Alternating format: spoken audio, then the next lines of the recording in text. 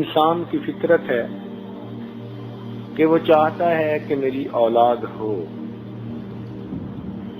جب اللہ رب العزت یہ نعمت کسی کو عطا کر دیں تو اس پر کچھ ذمہ داریاں عائد ہوتی ہیں. ایک ذمہ داری یہ ہے کہ ان بچوں کو جسمانی طور پر بھی اچھی پرورش دی جائے، اور اس سے بڑی ذمہ داری یہ کہ ان کو صحیح معنوں میں انسان بنایا جائے. یہ نہ ہو کہ کھا پی کے گھوڑے کی طرح پل تو جائے مگر اس کے اندر انسانیت نام کی کوئی چیز نہ ہو. تو یہ دو ذمہ داریاں ہیں. فطری طور پر ماں باپ کو اس کی فکر ہوتی ہے، اور اس کا ثبوت قرآن مجید سے بھی ملتا ہے. توجہ فرمائیے کہ حضرت عمران علیہ السلام کی بیوی حاملہ ہیں، اس وقت سے وہ دعا مانگتی ہیں رب انی نذرت لک ما فی بطنی محررا فتقبل منی. یعنی ابھی بچہ ماں کے رحم میں ہے، ولادت بھی نہیں ہوئی، مگر ماں کو اس وقت سے فکر ہوتی ہے اپنی اولاد کی، اور نیک مائیں اس وقت سے اپنے رب سے اس بچے کی نیک بختی کی دعائیں کرتی ہیں. نیک والد کو بھی اولاد کی فکر ہوتی ہے، اور یہ فکر کتنی زیادہ ہوتی ہے اس کا ثبوت قرآن عظیم الشان. اللہ تعالیٰ ارشاد فرماتے ہیں ام کنتم شہداء اذ حضر یعقوب الموت. دیکھیے حضرت یعقوب علیہ السلام کا آخری وقت ہے. اس وقت انہوں نے اپنے بچوں کو اکٹھا کیا. اذ قال لبنیہ ما تعبدون من بعدی، میرے بیٹو میرے بعد کس کی عبادت کرو گے. اس سے والد کے دل کے غم کا اندازہ لگایا جا سکتا ہے کہ اس کے دل کی آخری چاہت اور تمنا کہ میری اولاد دین پر ہو جائے. تو ان دونوں آیتوں سے یہ اندازہ ہوتا ہے کہ ماں باپ اگر نیک ہوں تو ان کو اولاد کی کتنی فکر ہوتی ہے.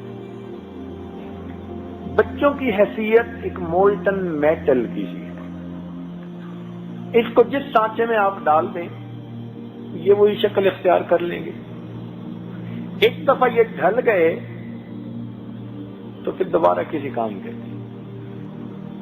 بچپن کی باتیں بچپن میں بھی انسان کے اندر سے نہیں نکلتی. اس لیے یہ بچپن کی عمر بچوں کی بڑی قیمتی عمر ہوتی ہے.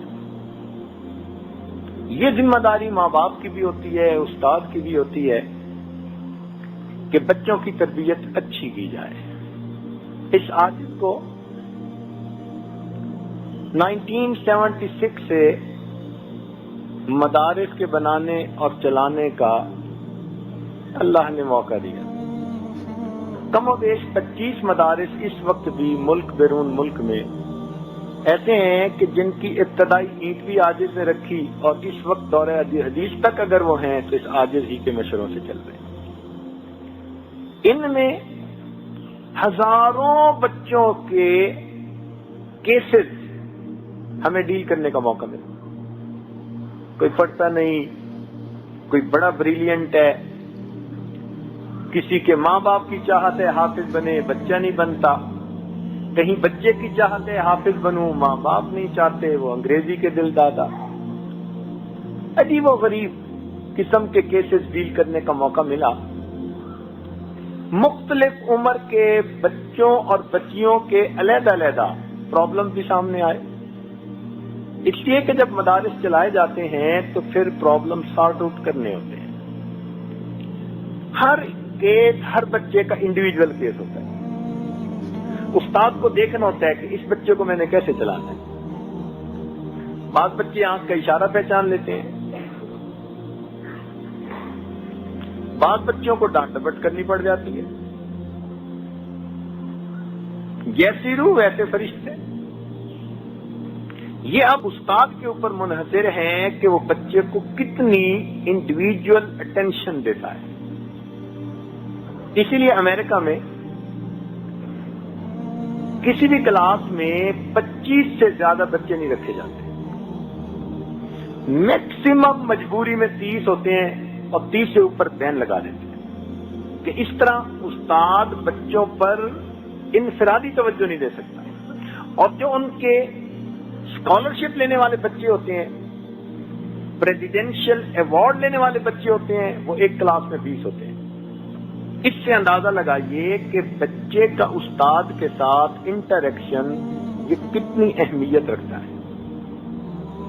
بچے کو صرف الفاظ نہیں پڑھانے ہوتے، اگر الفاظ پڑھا دیں گے تو وہ اس کی ریم ہوگی، بچہ اسکول سے ہٹا اور وہ ریم ختم۔ اور اگر آپ بچے کو تعلیم کے ساتھ تربیت بھی دے رہے ہوں گے تو یہ بچے کی روم بن گئی، یہ بلٹ ان میموری ہے، ساری زندگی اس کے ساتھ رہے گی۔ وہ بچہ کہیں بھی چلا جائے گا، وہ بچہ دیندار رہے گا۔